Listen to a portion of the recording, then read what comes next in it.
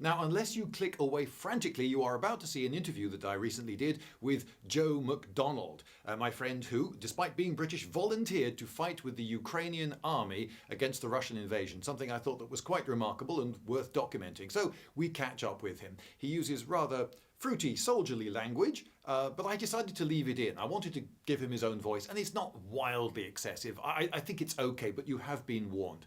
Now, some of you, sitting in your comfortable homes in the West in peacetime, may feel that he has something of a callous attitude to the lives of his enemies. I think that in his situation, doing the job that he's doing, it's an attitude of mind that he pretty much has to foster in order to be able to get on with his job. So do bear that in mind, and I hope you enjoy the interview. Hello, Joe. Hello, Lloyd. Good to speak to you again. Yes, it is. This is the fourth interview I've done with you. The first, if you remember, was when you were in the airport. You were on your way to war. I think it's a few more than that, actually. I believe there's 6 altogether. Well, it's the fourth occasion on which I've interviewed you. On one of the occasions, right, I've yes. interviewed you a few Yes. times. Yes, you're right. And then you joined the International Legion, were bitten by a tick, got Lyme's disease, came back to recuperate. I interviewed you then, when you were back in Britain. Then you went back to the front and carried on. There was the big offensive. And shortly after that, you left, came back to Britain, and I interviewed you and Brandon. And at the time, you were saying, that's it, I'm out now. Brandon was going to go back, but you had had enough. You weren't going to go back, but you went back. So I did. Why did you do that then? Well, I decided to go to Morocco because it was cheap, and I was doing some work for a private company that was looking into war crimes to do with Wagner at the time, and they had hired me as a consultant. So I had some money, and I thought, I wanted to basically write a book about what I'd been doing in the Legion, because as you know, as a fan of your channel, I like history. And I wanted to preserve my own primary source. Mm-hmm. So I was doing that. And, you'd think being in Morocco by the beach, it was very early in the year of 23, but it was, by British standards, it was summer there. You'd think that'd make all the bad things and the bad memories go away. But due to the magic of the internet and smartphones, I kept finding out about people I know dying. Right. And I just couldn't sit there, getting drunk on a beach and talking to some girl, and then the next minute your phone goes and it's, oh, Frenchie's dead, oh, Austin's dead, etc. So I decided to go, and I was also finding that it was pretty difficult to fit back in England. My friends had either gone in 2 directions. One was business, wife, babies, and I didn't fit into that. And sadly, all my party friends from the festival scene had sort of steered themselves towards drug addiction, and I didn't want to fit into that either. Right. So I decided to come back, and the interviews I'd done with you had made me quite unpopular. I mean, lots of guys in the Legion have contacted me personally and said, I thought they were great, you just told the truth of how it was. But lots of people got the knickers in a twist. So I was effectively blacklisted from the Legion. Oh, so you couldn't have rejoined the Legion even had you wanted to? There were some offers to go back and work in logistics, but I knew the people I'd be working with, and while logistics are highly important, the logistics in the Legion had always been sort of a home for simpletons, and I didn't want to work with them. Okay. So simpletons and people too obnoxious to work with anyone else.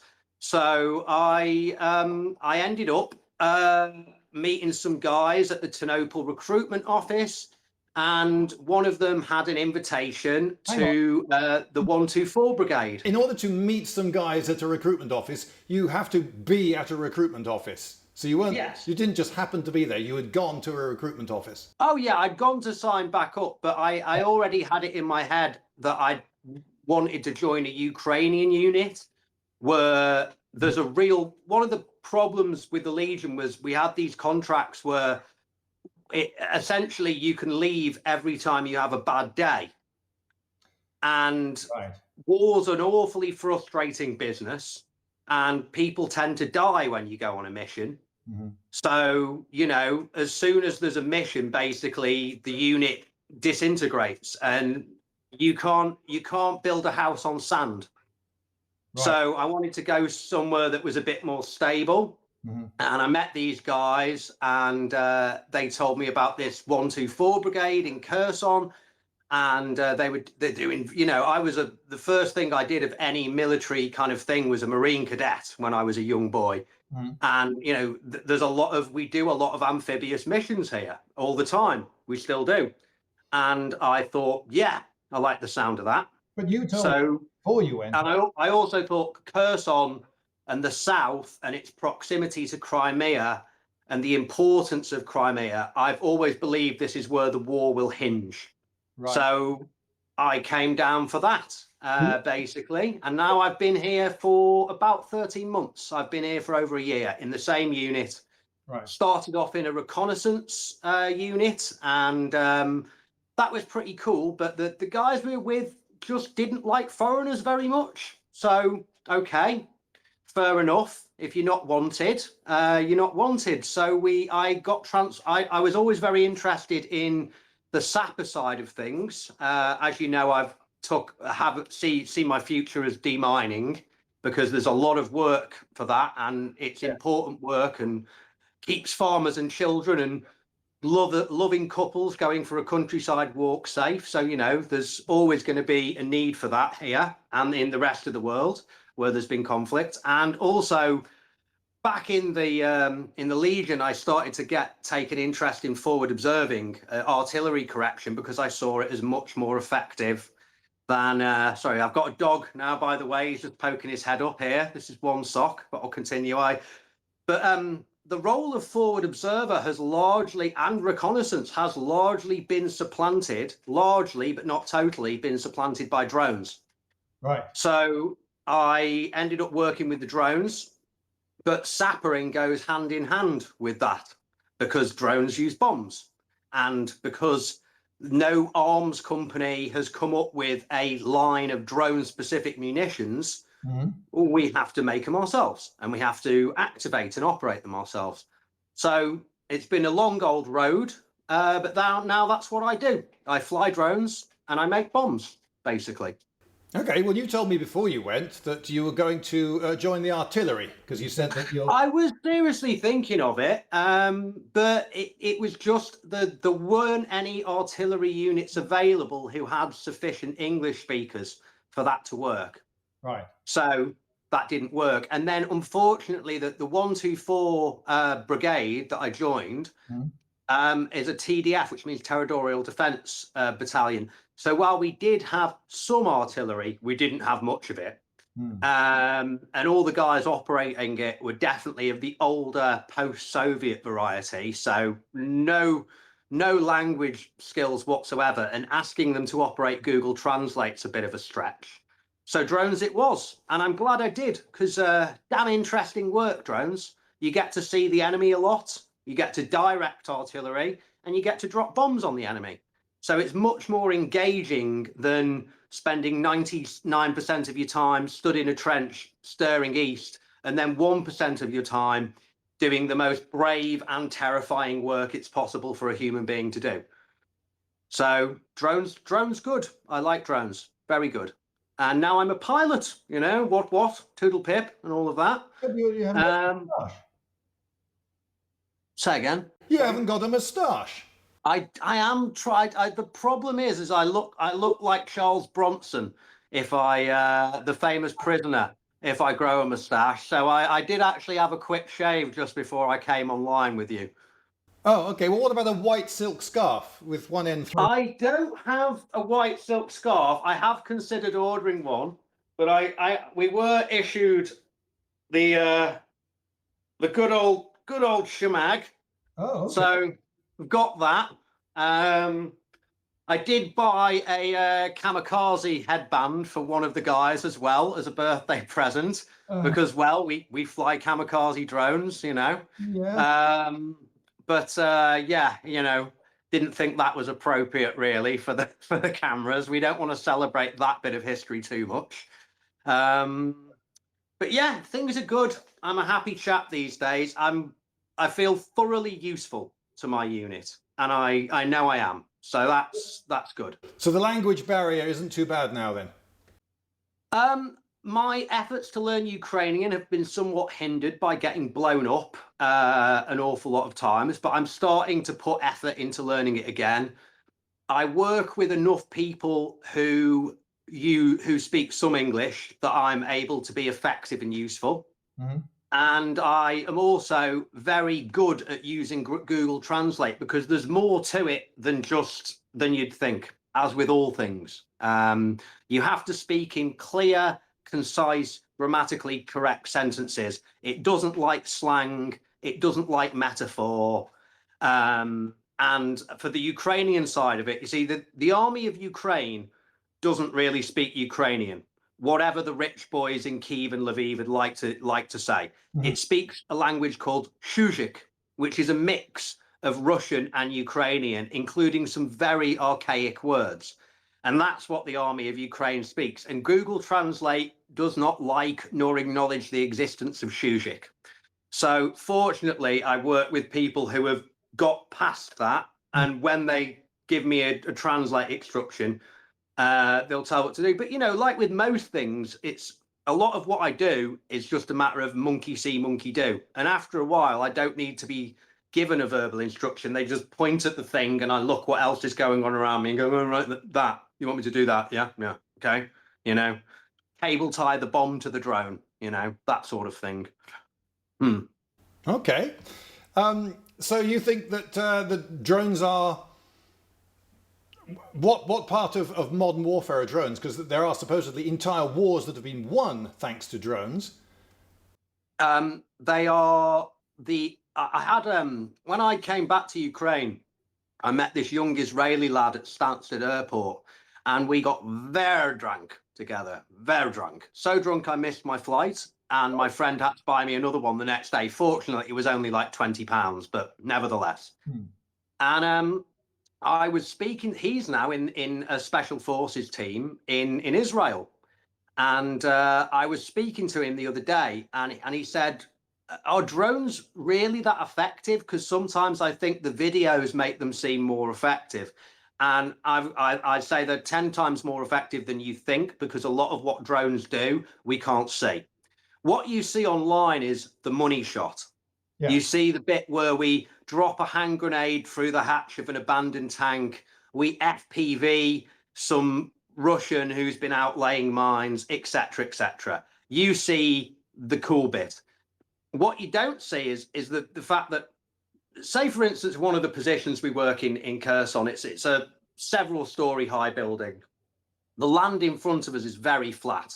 Mm-hmm. Even with the best binoculars and spotting scope, well, you can't see past bloody trees, can you? You know, but a drone can fly over it and see everything.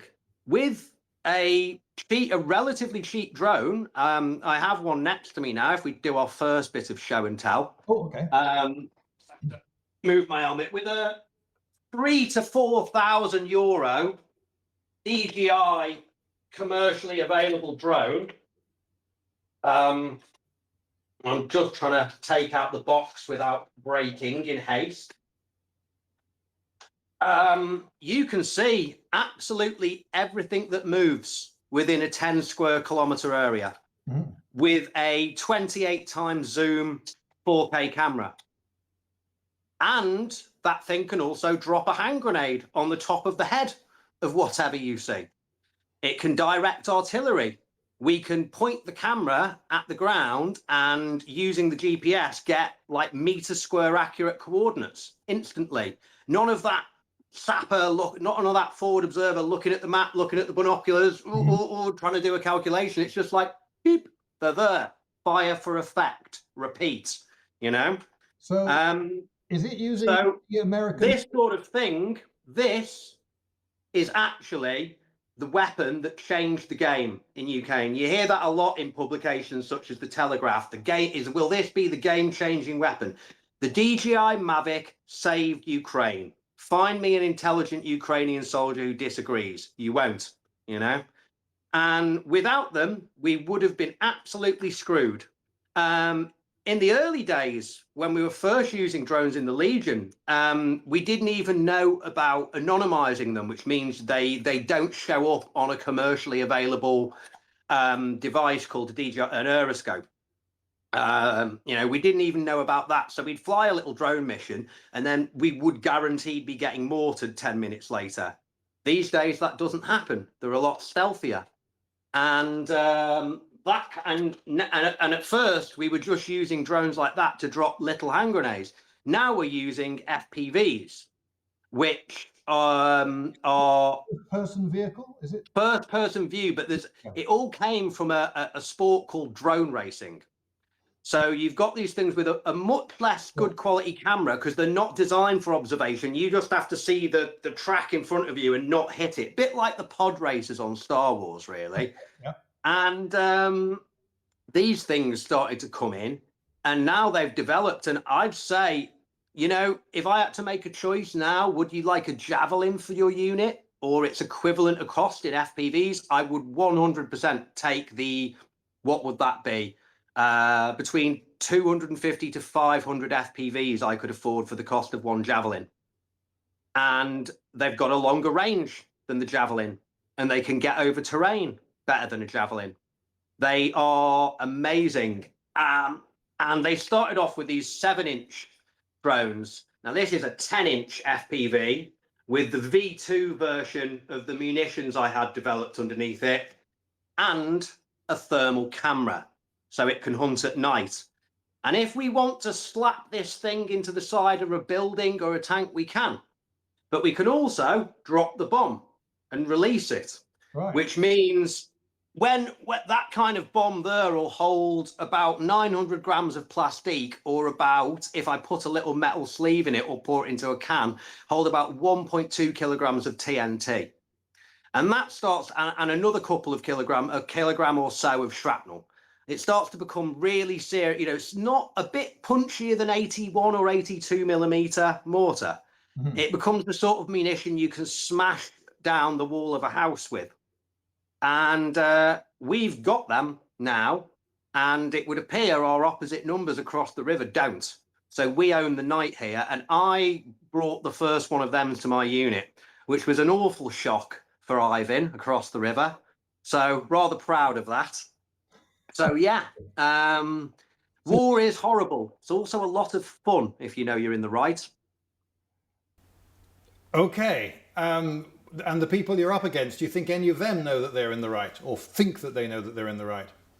They do, but I imagine some of them do. I mean, they have all this thing that they're fighting fascism and stuff, which is just total nonsense. It's total nonsense. Are there some fascists in Ukraine? Yeah. Are there some fascists in Britain? Yeah. But, it's a really small percentage. Being for your country and nationalistic in a time of war is to be expected, mm-hmm. And rightly so. Hating the enemy that's invaded your country.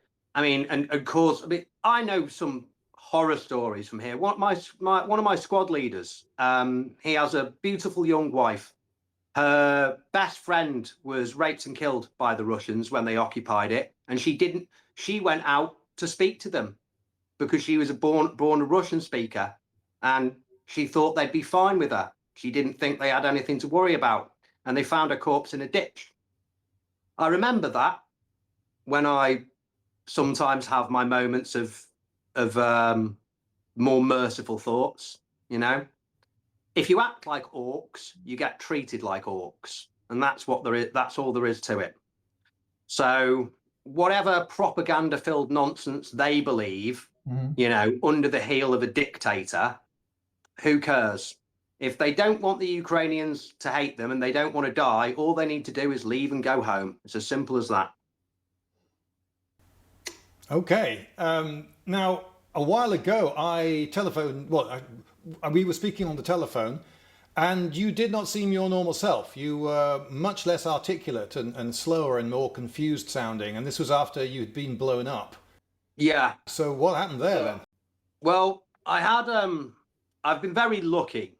I've had perhaps 100 very large explosions happen within, if I wasn't behind a wall or something, I would have died in the time I've been here. From tanks, mortars, multiple launch rocket systems. And they accumulated, they added up. And then one day, me and a guy were flying a drone from a building, and a North Korean, I had it checked out afterwards by a sapper friend, a North Korean 152 hit the room we were in.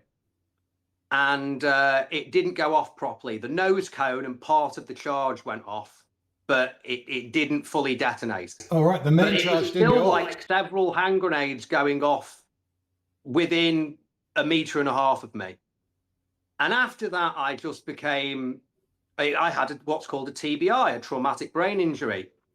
And for a couple of months, I was just not really myself, you know? It was like being senile or on drugs, I imagine. You know, I'd see I needed water. I'd go to the supermarket. I'd come back with some like random crap and get back to the house and still not have water. And, you know, if you're thirsty, water isn't something you should forget, you know? Like but I was too confused to do my shopping. But I wasn't so sometimes it sends people round the twist. People can turn their weapon on their friends or just go into rages, and mine was never quite that bad, but it really debilitated me for a while, which was very frightening. You know, I'm psychologically prepared for losing a leg or an arm, but I am becoming half the intellect you were or less. And basically being senile at the age of 40 is no life worth living to my mind. So I have some rather dark thoughts in that time, but fortunately, you know, the guys I work with are good, supportive guys, and you know, my fans, my commentators and supporters on my YouTube channel were very supportive, and my volunteer network. You know, I have my own network of volunteers who help me purchase things and send things to us or send us things for free, and my dog. Having the puppy I rescued in January, who gets the zoomies and goes absolutely full of joy once a day when I take him for a walk, that was extremely good for me. So yeah, I'm back on form now and have been for a while. So they didn't consider invaliding you out then? If everyone who'd been a bit blown up in the Ukrainian army had to be invalided out, we wouldn't have an army left. It's happened to more than 60% of the guys, I'd say. Everyone's had a TBI of some form. So remember, you know, simply getting punched really hard in the head would count as a TBI. So there is a spectrum of TBI.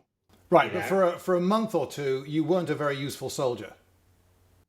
No, but I could still carry things and recharge batteries and listen out the window for boats and tell the guys to start directing mortar fire. I could still do that.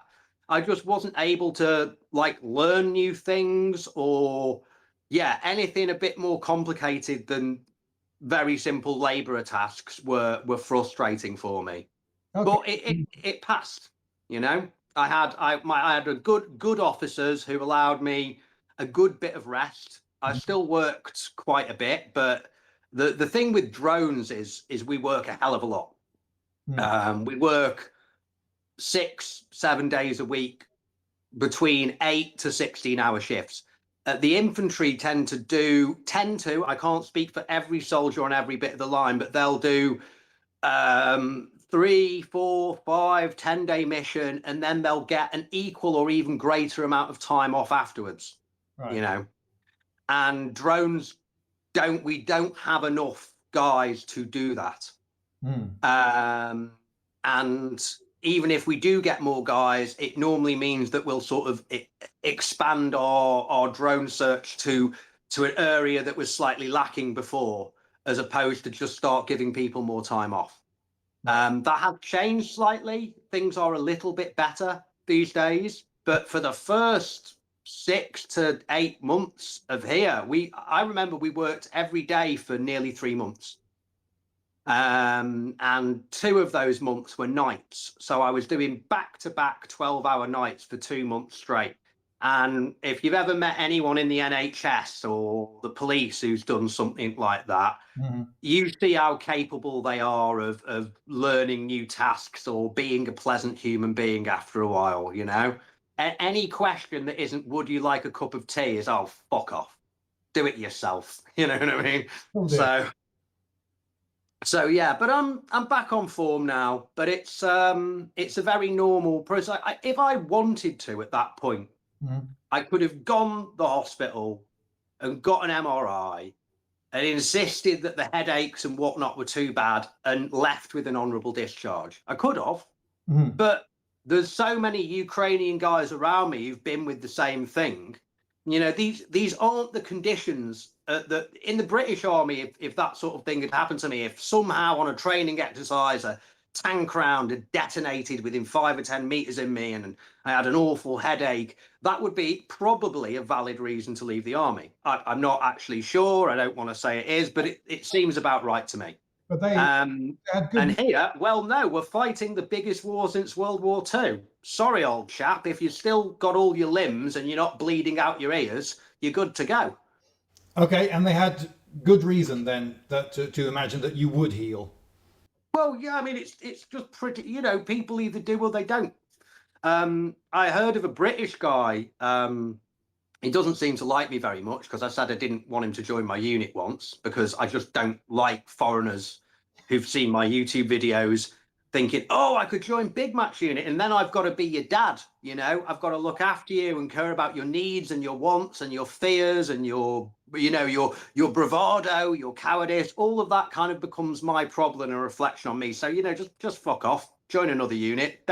I don't need you stealing my glory or causing me problems.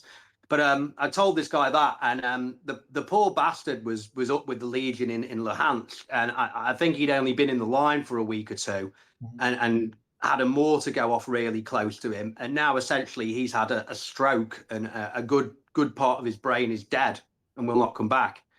And you know, it's like if you've ever seen that film We Were Soldiers with Mel Gibson, and there's the black fella in it. And he comes, the African-American gentleman, to be clear, sorry, he comes out the helicopter and pretty much gets a bullet in the forehead in like the first 5 minutes. And sadly, that sort of thing happens a lot because war, very dangerous and difficult.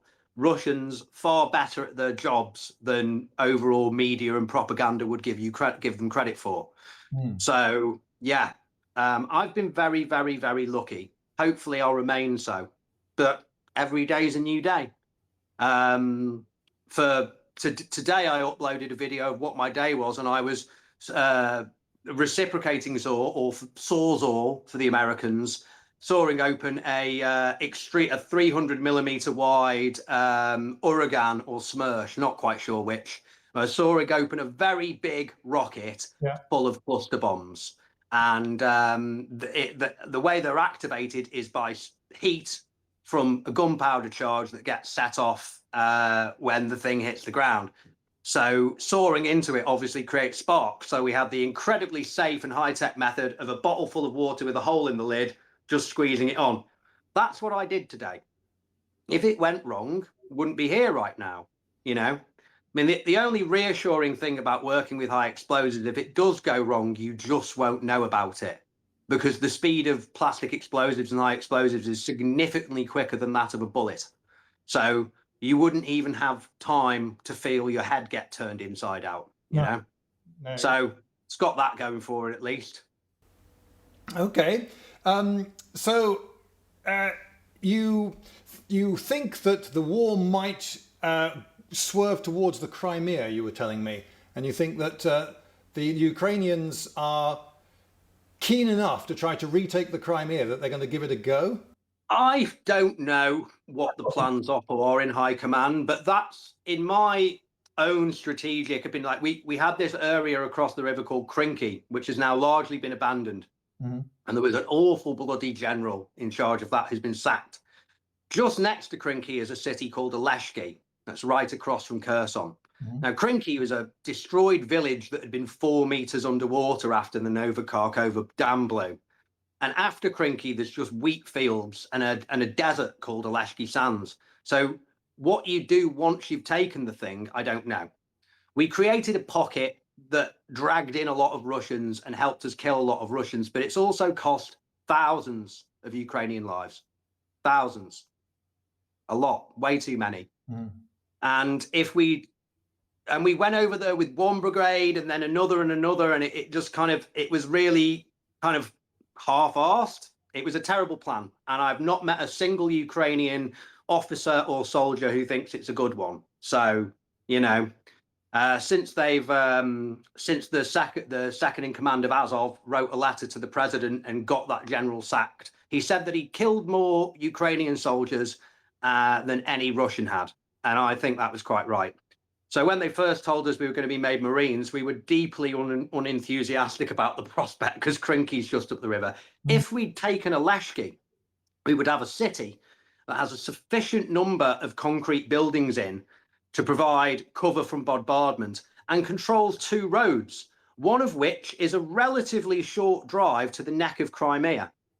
And we could have expanded from Oleshki and then started to harass the road traffic going into the neck of Crimea. If we cut off Crimea and Putin, I mean, we've pretty much driven the Navy out of there already. If Crimea ceases to be a military asset, i.e. a naval base for the Russians, then even without fully retaking it, it would make Putin look so bad that I don't think even the staunchest of Russians who want to bring back the USSR would think he's doing a good job anymore. Crimea is critical. Zelensky said it himself, this war began in Crimea and it'll end in Crimea. All right, and yeah, to Crimea, you could just isolate it. You could just cut it off. Yeah, I mean, cut off the neck, blow the bridge, destroy the Navy, and you basically create a 2 million, 2.5, well, with the soldiers, it's like 2.3 million people there. Crimea's not really got much by the way of a viable fresh water supply. So if you've got no Navy to boat the water in and no rail or road bridge to drive it in or train it in, and the land route's cut off, that thing very quickly becomes a terrible humanitarian problem that the Russians would have to sue for surrender. They'd have to sue for some kind of ceasefire to let them get their own civilians out. But to cut it off from the land, you would have to take some what is currently internationally recognized as Russian territory, wouldn't you? Well, I mean, they annexed it in 14, so you know, I don't know how internationally recognized that is. As far as the Ukrainians are concerned, Crimea is very much Ukrainian still. And it's also where they, you know, it's the strategic point in Ukraine. It's where their best naval bases are. So, you know, if we get rid of that, Russia has far less reason to want Ukrainian land anymore. You know, Luhansk and Donetsk in the Donbass area being a far more difficult to take and far messier problem. But I've never been there and don't have that much to say about that part of Ukraine. Right, but you wanted to be closer to that end of things because you felt that you would be closer to the action, closer to the decisive action at least. Yes. And, you know, aquatic amphibious missions and speedboats are just awfully good fun, you know? Okay, but they're not brilliantly safe, as you've already mentioned. No, they're not safe, but nothing is, you know, nothing is at all in war. So, yeah. I remember how excited you were. You once emailed me saying that you were going to go in as a Marine with a GoPro on, and you would send me the... Never used the GoPros here. Command doesn't like the idea, you know, and rightly so. You know, anything that helps the enemy like that. I mean, most of the GoPro footage you see in Ukraine is like completely anonymous trench, you know. Yeah. a burnt out forest and an anonymous trench. So you can get away with it there. In fighting in a city, ultimately every single building is recognizable. Yeah. And the Russians did occupy here. So I have to be extremely careful where I film. Like, I didn't even want to make videos in my room where I was now until I'd been into a few other apartments in the city. And oh yeah, they've all got the same wallpaper, haven't they? Because Soviets, basically, you know. So yeah, you know, someone will say, you're letting them know you're living in an apartment in Kherson. It's like, my God, I've narrowed it down to 100,000 places. They'll get me any day now, you know, 100,000 identical apartments. So, you know, but I do have to be very careful, and especially as at the end of the day, with and meaning no disrespect whatsoever, giving away your position, i.e., have some infantry in a trench, is far less valuable intel to the enemy than where a drone team or a bomb maker lives. Yeah. You know, far less valuable. So let's have some more. Say again, sorry. Let's have some more show and tell. What else are you using? Okay, show and tell. Well, we did this. So I did. There's another YouTube channel called The Armourer's Bench. Just give a little shout out to. I think you'd like him. And he did a little video recently showcasing the 3D printed drone munitions that I've led the development of. And I showed you one before that was just, we'll show again. Yeah. That's under this is the V2, as I said. Right. Holds about 900 grams of plastique, or about 1.2 of cast TNT. Never had the chance to fill one up with RDX yet, because it's a lot more doesn't like being messed with than TNT, so I'm scared. But it all started off with this. These little things are about the right size, exactly the right size, if we take the lid off, for a VOG 17 grenade, which comes out of an automatic grenade launcher. And I'm hoping you can see, even though it's black, there's a compart. Can we do that? There we go. There's a we can see now. Yes, it's a double wall. My first initial development was to segment the shrapnel sleeve, because it allows you to much easier pack it down with paper, and also give a much evener amount of shrapnel all around. And it also gives the inside more rigidity, because while you can just drop in a VOG 17 to that, you can also, if you choose to just use the impact detonator from the VOG, and then you can basically fit in 100 grams of plastique inside there, which gives it a significantly more powerful than the VOG. A VOG's probably only got about 35 grams of RDX in, and 100 grams of PVV7 or PVV5, which are USSR produced plastic explosives that we have a lot of. The Russians left an awful lot of demolition charges over here. They weren't for clearing minefields, because they lay the most minefields. They were for blowing up buildings in vengeance. And they were very kindly, when they abandoned Kherson, left us lots and lots and lots of them. So, yeah, and that led to the V2 and the shorter, finless kamikaze version, which is the V1. And then this has led to, I hope you can read on there. I've had them branded, the BigMac XL. Oh, the big, yeah, I see, inverted commas, BigMac, yeah. This big boy is capable of holding about dead on 2 kilograms of plastic, and up to 2 kilograms of shrapnel, and maybe like 2.5 kilograms of TNT, but we have to put in a little metal sleeve to cast it then. And they're effective. They are very effective. There's a video on my channel 3 or 4 videos back that's just pure drone footage showing Limbo FPV team, because that's our logo there, Limbo FPV team. We have this house, and it's changed hands a few times. And, we're always dropping these little drone bombs on it, and I've got these big 10-inch drones that can carry a lot more weight. And I was like, listen, why don't we just fly 2 kilograms of plastique in one of the big drones into it and blow that house to hell next time we occupy it? And we did.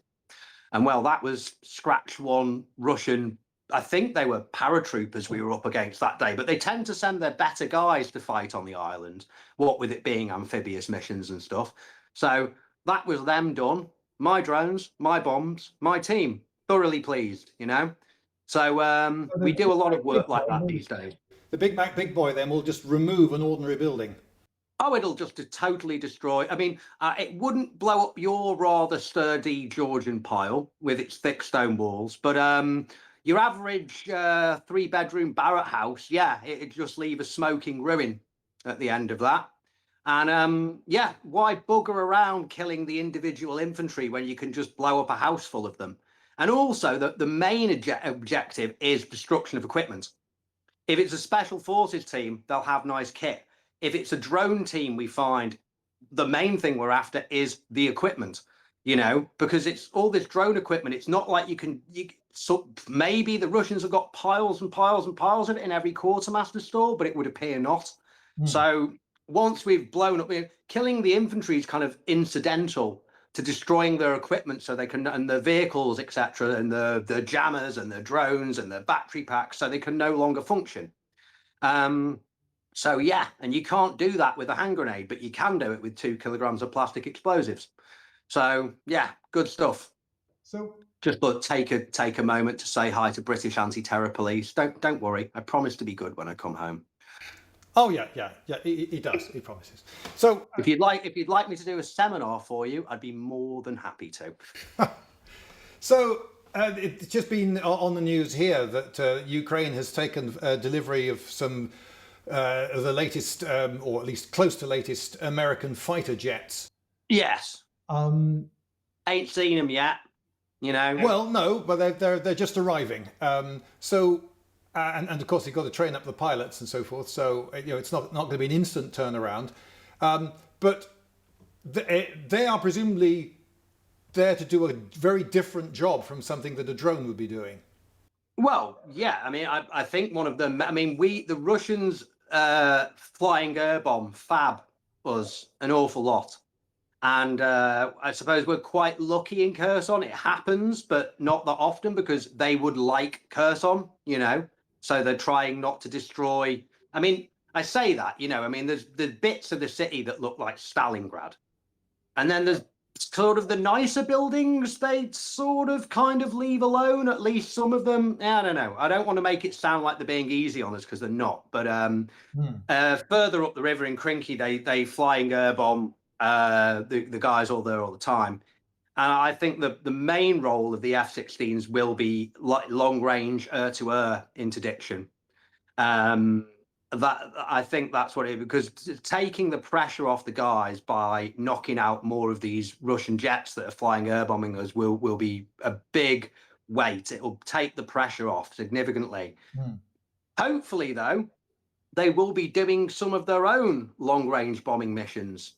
And maybe helping deliver cruise missiles and stuff. And our longer range drone work of the brigade and our other units we work with have found an awful lot of good targets over the last year. And if this village or that village suddenly explodes, well, we'll start to know that they're in the fight. But right now, the likes of me, the likes of your average soldier doesn't even get to know where the HIMARS are. And if you went for a walk in the forest on your day off and found one, you'd probably be arrested and told in no uncertain terms that even opening your mouth about this might result in a time in Ukrainian prison, because they are extremely secret assets. So where the F-16s are, I don't know, but the major problem I see for them is having the F-16s is one thing. Having enough bases that are capable of refuel, field service, as it were, and rearm, so you can keep these things in the air and move them around. Because the minute the Russians suss out that, oh, they're all at that base, they're going to try and hit that with as many Iskandas and cruise missiles as they possibly can, straight away. Have a lot of runways to land on. Yeah. Yeah, but fortunately, Ukraine does have an awful lot of airfields. And it has also got an awful lot of very flat ground where a clever engineering team could put in a concrete runway and possibly camouflage it quite well. They have an awful lot of space like that. So hopefully it wasn't the pilot training that's taken so long. It was setting up the infrastructure. That's what I believe. But these are just the speculations of a drone pilot sapper grunt. Right. I wouldn't even, if I met an Air Force pilot in the street, he wouldn't even tell me he was an Air Force pilot. Those guys are really, really high value and secret. Yeah, understandably so. Now, less and less of the Ukraine war is appearing in British news. Oh, bloody Yank election season, isn't it? Sorry, Americans. I just wish you didn't make such of a song and dance about it. But one thing that did make the news was the failed big Russian offensive, which took place not so long ago. Oh yeah, I mean, it's again, this has all mostly been up in the east, and you'll see this article like Russians have taken this place and that place, and unless you take the time to get out the map and see what they've actually taken, Yeah. it all sounds, oh, the Russians have advanced 5 kilometers in a day. Ukraine's vast. They've crossed 5 kilometers of Wakefield and taken a 20-house village. Whoop-de-fucking do. It's as strategic as a piece of toast, what they've achieved. And they pushed hard in Kharkiv. And yeah, our boys took a bit of a hiding at first. But then, we surrounded a pocket of them the other day, and they either didn't want to surrender or we didn't want to let them surrender. But a couple of hundred of them died of dehydration. We killed 70,000 men in a month the other week. As tough as it is for the Ukrainians, especially the guys in the hot spots like Krinky, Robertine, Bakhmut, Advika, Chasiv Yar, all these really hot places, we've got it 3 or 4 times better than the Russians have, even in the worst places. Because, well, our commanders, while we might have some bloodthirsty and possibly treacherous USSR commanders still, overall, our army gives a shit about our lives. Whereas the Russians really, there's a video I saw a while ago of all these Russian soldiers about to go on a mission, and the commander's giving them this inspirational speech as all of you are going to die, every last one of you, but your names will be put on war memorials and remembered forever. And we were watching it in work and laughing, going, I wish our commander spoke to us like that. It's so reassuring, isn't it? And it's like, well, if I was that Russian soldier, I think I'd be looking at my mates going, should we just shoot him in the fucking head and like run away? Because it doesn't seem like we've got a winning move here. It doesn't seem like they're expecting us to win. So yeah, like the for all that they've taken some villages in the east, whoop-de-doo. But they've lost so many men doing it, So much rather be a Ukrainian grunt than a Russian one any day of the week. And yet you said that you are more concerned with destroying their kit than destroying the men. So which do you Well, if you destroy the man, you destroy the kit. But overall, that for me as a drone pilot, we hunt the infantry. But what we're really after is drone teams, mortar teams, heavy weapons teams, jamming, command, that kind of thing. Right. And ultimately our objective there is to destroy the equipment. If we had to make a choice between destroying the men or destroying the mortar tube, we got a drone team a little while ago, and the bomb appeared. We blew a hole in the side of the house. We knew there was 4 guys in there, only 3 left. But then we immediately flew another mission to drop an incendiary on the building. Now, whether that chap was still alive in there, can't say I really know, can't say I really care.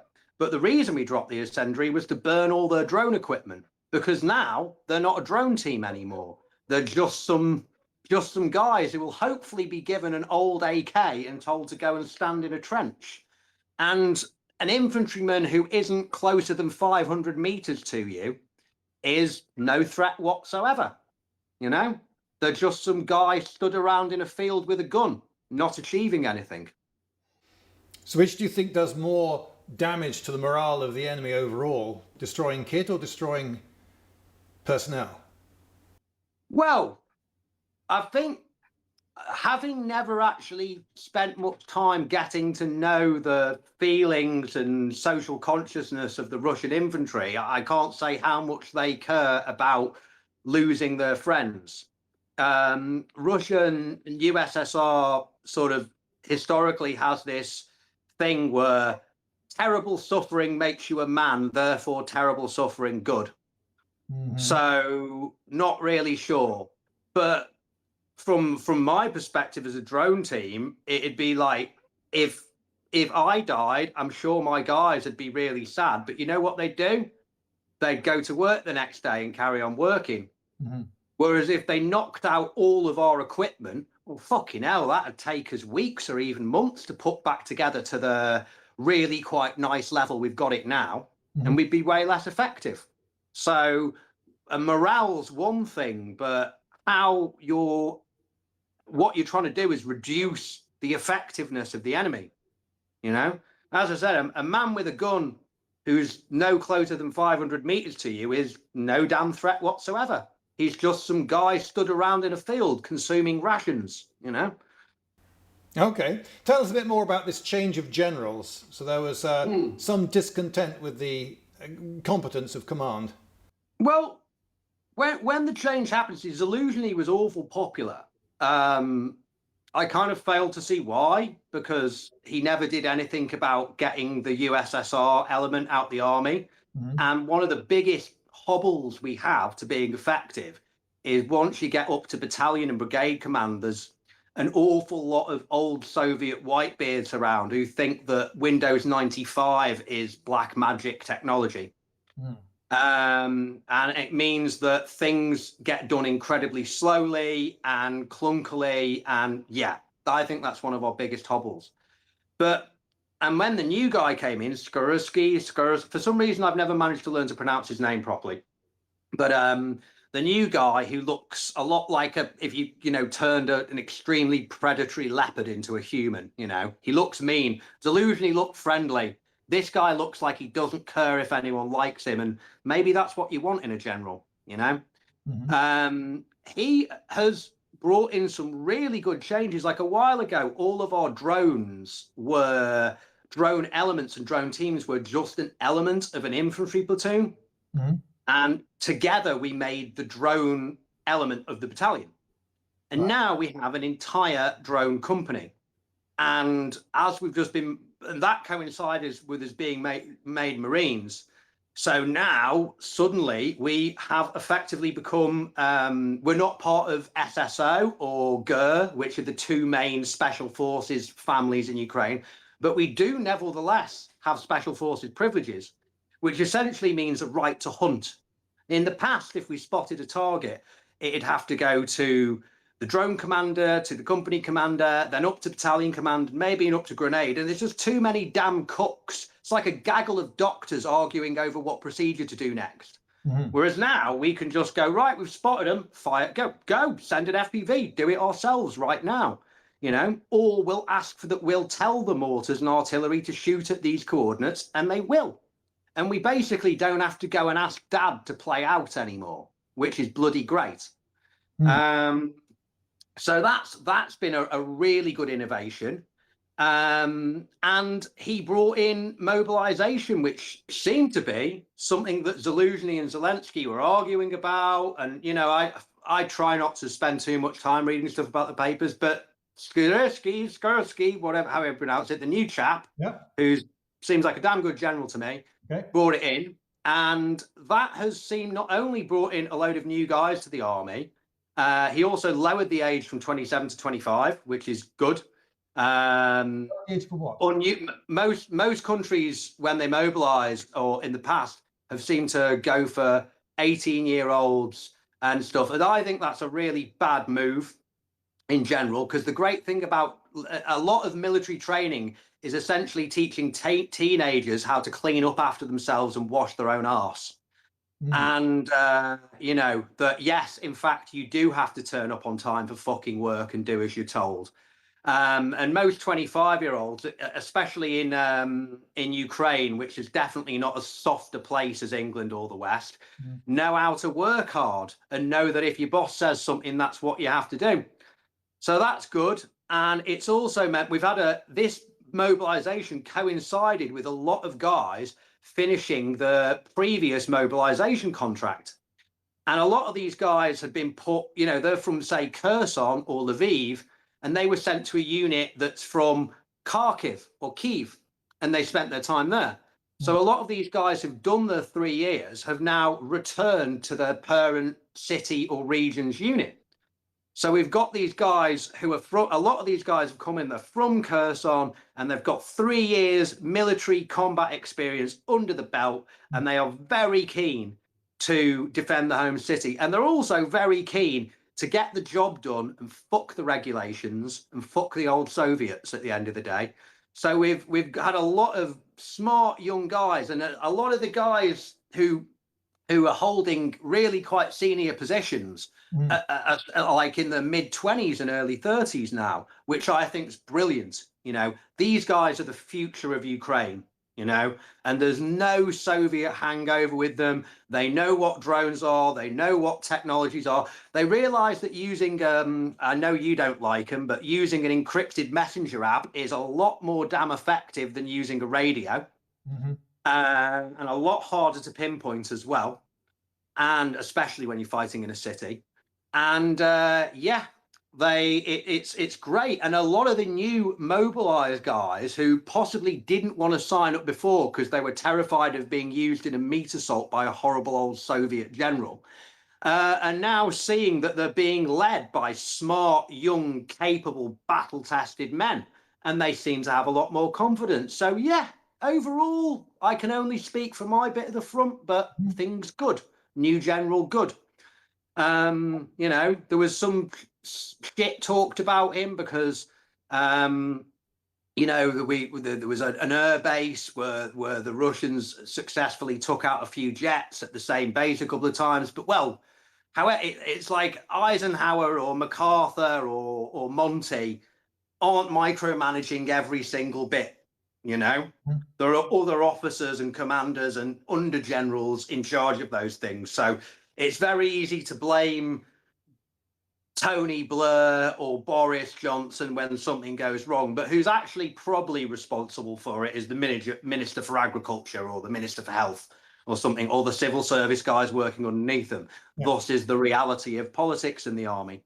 So yeah, overall, I think the new boss is a good boss, and I'd say I'd much rather, in this kind of situation, I'd much rather someone who's there to get the job done and doesn't give a fig if anyone likes him, than someone who wants to be friends with everyone and seem like the jolly old uncle. But that's just my perspective. Okay. Do you have anything more to show and tell?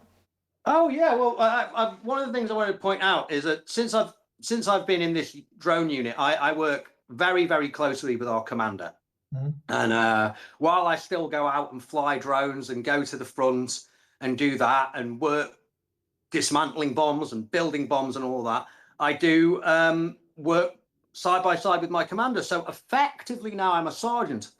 And while I doubt I'll get any stripes because I can't read and write the old Cyrillic, you know, so I'm essentially illiterate in this language, I have been given the supreme executive man bag of power. Oh, wow. Basically. And that's what everyone who has some sort of vaguely commandery type role is here. And I have my tourniquet and my Israeli bandage and my "you're not taking me alive" hand grenade, which is a impact detonated one. It's got a 4-second fuse, but it will also go off after 3 seconds if you hit something good and hard with it. Right. So they couldn't be shut back downhill in Afghanistan. And I've got, you know, my extremely expensive the most expensive Leatherman they make, which is the 300 EOD super tool with plastic explosive blasting cap spike and blasting cap crimpers there. Okay. And also got my little commando-ish dagger, which will go, I made a video a while ago, and this will go right through Russian Kevlar without much force, just with a little jab without even getting the body weight into it. Right. And bloody hell, let's try not to put my fingers open with this now. Looking incompetent on camera. And also got one of them, but that looked quite archaic there. I have been temporarily issued that handgun, but I will be getting probably a less cool one soon, because that's not quite on the books. But it's on the books, but it's not blah blah blah blah. So anyway, I have a handgun now. Okay, so it'd be a less yeah. cool automatic rather than a cool revolver. I would actually rather have a 5-shot 357 because it's always going to work. And if you get the solid brass rounds, it'll go right through a car door and right through Kevlar. I'd rather have that, but I'll probably have to deal with a Makarov because army, you know. But yeah, but my main weapon these days, and this is pretty much stays at home. That's an It's the FN. right arm of the three worlds, the FN FAL. Yeah. And interestingly, mine comes from Argentina. It appears the RGs sold a bunch of them to the Bulgarians or the Romanians back in the day. So mine goes semi there, but full there. It's meant to be completely bloody uncontrollable. But what it does have on is a 35mm AGM Rattler thermal scope. So if they do cross the river, all our drone team, maybe I'll be flying a drone then, or maybe I'll be helping my boss detonate all the charges we will have prepared for them, if that's going to happen. But I imagine after that, because my boss is also a sniper, I'll be number twoing him. I have very good, but sadly my scope and my binoculars are at work, but I have a spotting scope and binos and a very good thermal there. So I'll be side by side with him, providing some kind of sniper or designated marksman type support there. I may be getting a bit older, but I'm still a damn good shot. So yeah, you know, it's just funny how me, the British man, ended up with an Argentinian gun sold to the Romanians in Ukraine, you know. But it's never been fired. I had to spend quite a few hours scraping the cosmoline off it, so the barrel will be nice and crisp, you know, to start with. So yeah, interesting stuff. All right. And I've also got my range of body armor. So when I'm in the city, quite often I wear black body armor like this, and it's just a basic plate carrier. It's got these clicky fasteners these days, which is a lot less noisy than Velcro. Right, yeah. And got my Extrema Ratio, but it's a copy of a Glock. I think Extrema Ratio make them for the Italian army. Knife there. Couple of tourniquets. Oh, shout out to Ukraine ADOPS, one of the best charities in Ukraine, who actually provide real meaningful support to units. So we can go to them for 10, 20, 30,000's worth of equipment and they'll put it on the table. They're a fantastic organization we're supporting. Got 2 tourniquets, my working glove, my medical pouch there, drone pilot, sapper, and my ballistic penis protector. Oh, right. So, I didn't know you had a ballistic penis. Well, you know, it's a highly guarded secret that I probably shouldn't have given that away. Right. But when we first started, especially in the Legion, all the guys were just focused on having these ultra, like, kind of tiny plate carriers. And if you're fighting the global war on terror, or Dick, what's his name? George Bush's dad's revenge. You know, and you've got helicopters that will pick you up and take you to the hospital inside an hour, then plate carriers make sense. But we're not. There is no golden hour in Ukraine. Not a damn chance. So what you want is as much and the chances of getting shot are about, for every 100 wounded, there's probably 1 or 2 who've actually been shot, and 99 or 98 who've been hit by some form of shrapnel. So the more blast protection you get, the better. So I've got something I'm not going to bother to put on now because I haven't actually got the plates in it, and it'll just look a bit disappointing and floppy. The plates are on the floor of my car. Oh God, I've accidentally run over a UXO protection. But I do have, so I'm going to have to step off camera for a second here. Can we stand the suspense? I do have a British Army Osprey with MP aerospace plates, ballistic arm guards, neck protector, MP aerospace plates, which apparently some of the best in the world and will actually stop a single round of 50 cal, so I'm told. Not 50 cal armor piercing, but ball, they will stop. Ballistic protection here, and a willy protector, so all the gaps are covered. And and side plates, it has side armor. So this is about as tank as you can get, and you definitely wouldn't want to have to run 5k in one. But if they're sending me to a position where I'm like, we are gonna get shelled there, and my job is to stay there and not run away and try not to die, and I've probably got to get out the car and cover 500 meters tops, this is what I'm going to wear. And where's it gone? And I've also got a rather nice helmet that has active hearing protection with a microphone, and I've also got a little lighter. And the wonderful thing about these is I can listen to music through Bluetooth on my phone. So I've got a choice between having super hearing, that's very good for listening for boats and stuff like that at night. Right. But I can, does that light come on? It seems like there's a green thing. No, that's just something else.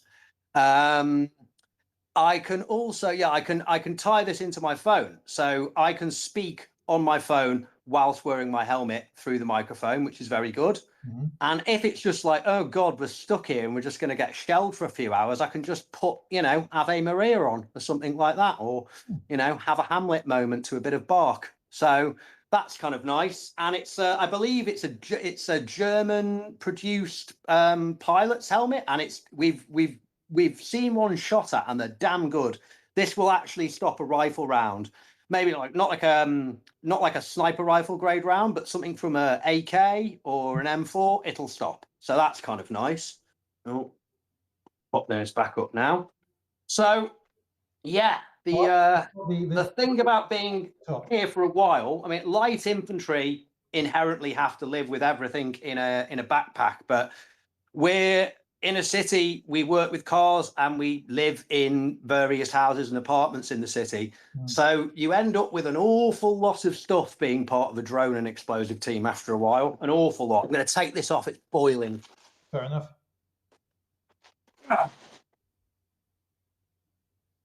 So yeah, and then I guess, I've also got other bits of stuff around, like Mr. Bangy, my pet anti-tank mine.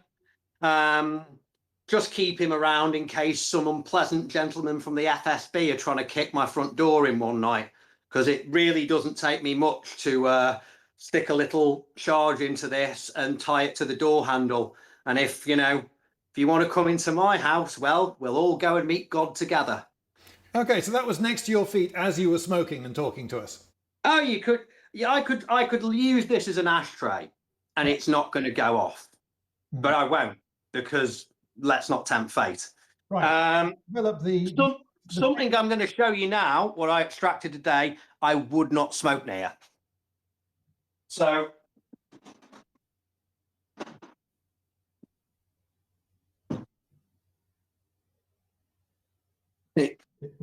this is very much a live cluster bomb that I extracted from a Uragan or Smersh rocket full of them today, with the help of a very good Ukrainian sapper. And that little thing there is just a tiny bit of foil.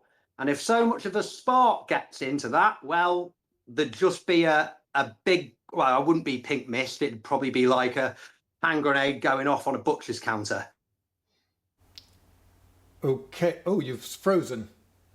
You have frozen. At a rather inauspicious moment. Frozen for, I hope, not the...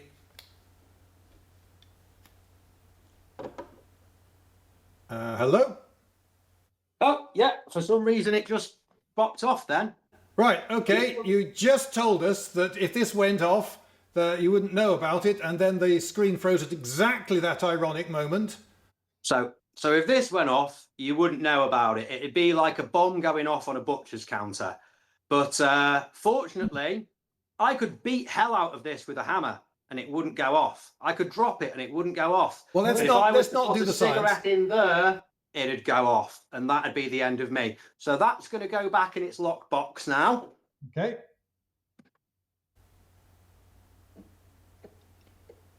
That wasn't a great moment, was it? But he's fine. He's fine. And I'm back. And yeah, that's the sort of, when you're in the infantry here, I don't know how it is in every unit, but you'll go on a mission. They'll give you some hand grenades and stuff like that. And then when you come back, they're like, right, hand them back in. And you hand them back in and sign them in again. And now I'm working with the sappers and drones. Oh yeah, I've got so many dangerous things in my room now. It very much changes what you're trusted with to work with, which is fun, but it does make me realise that if an artillery shell was to hit my room, I wouldn't stand a damn chance.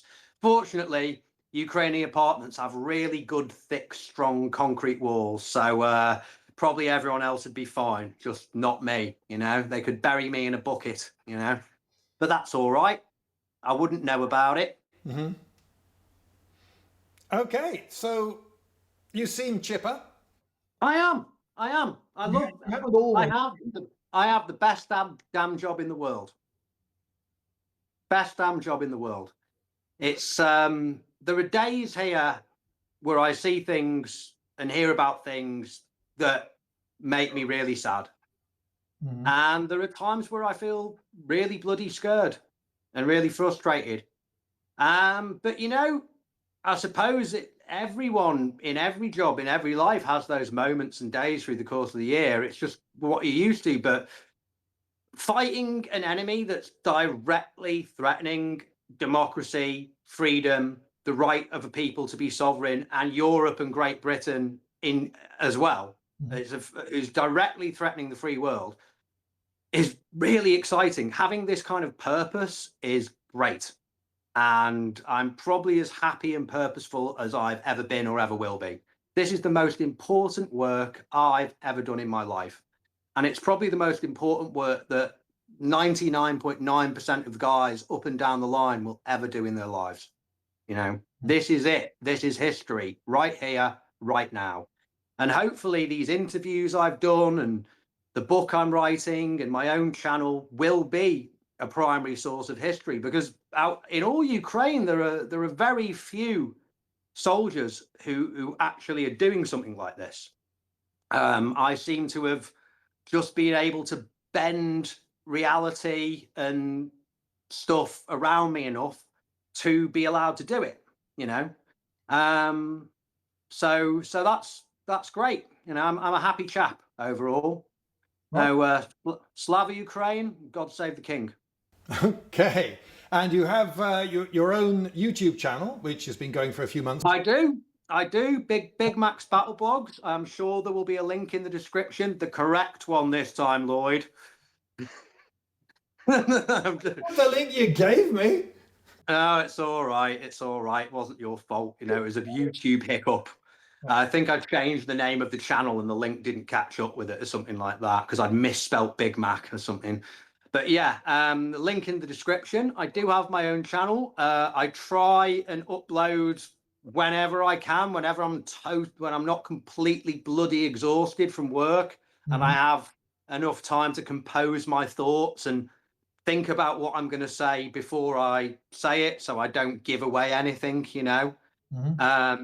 Sometimes things happen and I just have to wait a while to talk about them, so it's not immediately buggering up the OPSEC, you know.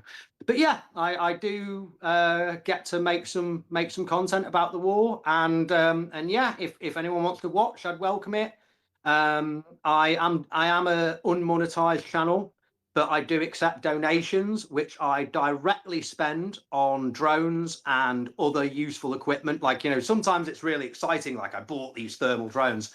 The last few $1,000s I've spent have been on components and stuff for drones. So it's like, one, I can't show them because that would help the enemy. And B, it's really boring. It's like, yeah, I bought this plastic bag of microchips. Great. Cheers, audience. But it is very good. I've so far with the fundraising I've managed, and as one of the few English speakers here, I do a lot of work with charities, NGOs, private individuals, other YouTubers to help support my battalion. I've put about $150,000 US. Unfortunately, that's how we have to calculate it, on the table here. And that has directly helped destroy a lot of the enemy.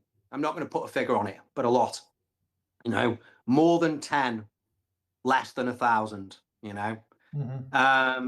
So yeah, it's good to be useful, and it's good to, you know, a lot of what I've done initially was plastering cracks, you know.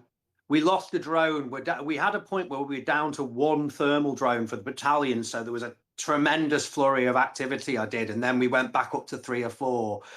Now we're doing all right, so now I get to use the money to push things forward, to buy things like the FPV I showed you that's like bigger and has a thermal camera and can carry a bigger bomb, and retranslators for signal so it can go even further, and we can start to not, you know, a normal kind of drone length mission for us is, say, going out to a maximum of 7 kilometers, which is like heavy mortar range.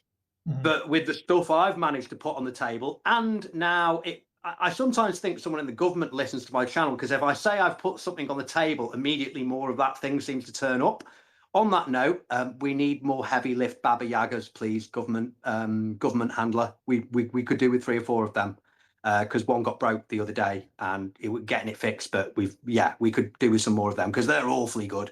That's the kind of drone I haven't mentioned. The Baba Yagas started off as either really big FPV type things or as agricultural drones that can carry a bigger weight. But now there are things being made along these lines that are specifically war for the purpose of. And some of the biggest ones can carry 4 of the anti-tank mines I showed you before. And that won't just destroy a house. That'll destroy a mansion with a thick concrete ceiling. That'll destroy a thick-walled, heavy-roofed school. And the Soviets were very keen on a concrete roof, obviously expecting war with the West, you know, and probably one of the smarter things they did, actually. Invest in concrete. If you want to prepare for war, invest in a concrete roof. Say, great things. Love a bit of Soviet concrete, I do. Okay. Just to reassure me on this point, you do have a wheelbarrow, do you? Currently, no. Oh. I have given my wheelbarrow to our engineering team who do the thing, but I was in my time away from the drones because of brain injury. I decided to dig a position because we needed one dug, and I was bored, and I was proudly using a wheelbarrow again then. Okay. But yeah, perhaps I will invest in one at some point. Okay, good. But you have at least quick access to a wheelbarrow should one become necessary. If one of our, there are builders merchants working in Kherson, and if we suddenly had to go to a position where it was like, we will park up a kilometre from where we're going to, and then we've got to carry in everything by hand, the first thing I'd buy is a decent wheelbarrow. Yep. Because bugger carrying everything if one man can barrow it all and the rest can keep their eyes open and provide security, so yeah, wheelbarrow. That I will force modern armies to see the value of the tactical barrow. Yep. It will happen. Oh. So yeah, I guess that's about it, really. Yeah. Well, good to see you looking so chipper. Thank you ever so much, Lloyd. And power to your elbow. Yes, it's strange looking because you seem so jolly right now, and yet I am so aware of all the nasty side. Yeah, of what's happened in the past, and all the potential nastiness ahead and nastiness around you. But I suppose it's the attitude to have. If you're going to be doing this job, you may as well do it, chin up. And well, it's like that Anton Carton de Waal said, all in all, I rather enjoyed the war, and well, I do, So yeah, thank you for saying you're happy. I'm happy. I'm happy too. And if you ever get it in your mind to visit, I'm sure a press pass could be arranged these days. Oh, okay. Keep it in mind. Anyway. Goodbye from me, Joe McDonald at BigMac's Battle Blog. And as always, to any of our pro-Russian and Vatnik listeners listening, Idi no Hojzalupa. You don't want to know what that means, Lloyd? I think I do, actually. Goodbye, Lloyd. Goodbye.